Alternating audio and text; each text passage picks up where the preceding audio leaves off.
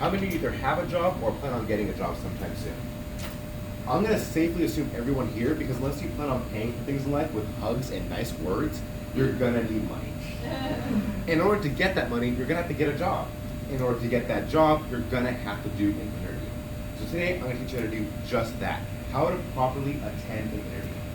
This is arguably one of the most important things you can learn in life, because every single job out there is gonna have you do an interview of some kind. Believe me, unless you got like the inside scoop from somebody, you're gonna do an interview. So let me review the main points. First, I'm gonna tell you what is an interview. Then I'm gonna teach you some basic resume building tips.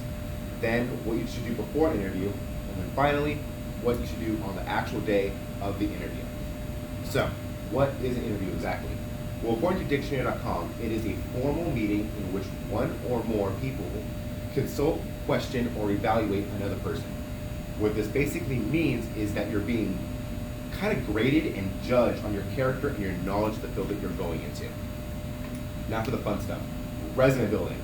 I know a lot of you out there probably have a resume and it may be great or may be bad. Here are some basic tips that I learned to help me build my resume. One of the most important ones is it should only be one page. Believe me, even if you have years of experience, keep it to one page. I've spoken to many different hiring people and been to many different resume building classes, and they all say that if your resume is more than one page, it's gonna get thrown out. It's not even gonna get considered. So keep it to one page. It should also be have your first and last name, ideally, a professional email, so not John Tortolano at swags.com. Don't do that. Gonna get thrown out again. Keep it professional, Gmail, Yahoo, the standard stuff. It should also have your current address just in case they need to send you stuff. They shouldn't really, but you never know. Now, what should it actually contain? It should have a detailed listing of your past experiences and what you want people to know about you. So your grade point average, if it's applicable, your degree, your past work experience, all the good stuff that says, hey, I did stuff, I succeeded, hire me please.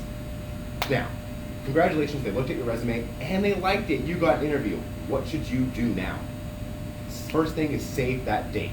Believe me, the last thing you want to do is forget what date or time or place your interview's at and not go to it, because obviously you're not going to get that job if you don't go to the interview.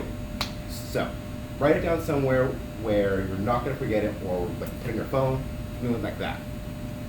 The next thing you should do is research your company. You might be wondering, why do I need to research my company for? Because I already know what job I'm going for. I already know the place. What more do I need to know? Well, they're probably going to ask you a question along the lines of, why do you want to work for us? And if you say money, you're not going to get that job. You're probably going to get thrown out. But if you do some research and say, oh, I found that you guys do philanthropy, they're like, wow, you actually cared enough to research a company. Funny story is that my mom actually got her current job because she did that with her company. She figured out that they do something cool, and she got the job because they were really impressed with that. So, big tip. Now, what do you do, wear, and bring on the actual day of the interview? I would suggest wearing something like this. Something professional, something different. It helps you stand out. Whether you're interviewing for Google or Raging Waters, you're gonna wanna dress nicely. It helps you stand out. You should also bring ideally 2 to 3 extra copies of your resume. Yes, they should already have it on hands, but things get deleted, things get lost, it happens, be prepared. Now, there's no actual way I can prepare you for the real interview, because they can literally ask you anything that they can think of. But they're probably going to ask you things along the line of, what are your strengths and weaknesses? What is your past work experience? How does this relate to our stuff? What do you see yourself in 20 years? Basic things. So if you prepare beforehand and get yourself ready, you should do just fine. And if they do throw you that curveball that you're not ready for, like say they ask you, how do you see yourself in 20 years, but working with our company, and you have no idea how to answer that, you can always just calmly say, that's a great question, let me take some time to answer that. Pause, think about your answer, and give it to them.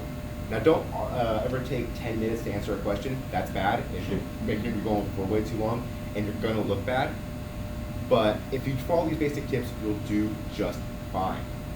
So let me review the main points. First, I told you what is an interview. Then I told you some basic resume building tips. Then I told you what you should do before your interview, and finally, what you should wear, do, and bring to the interview.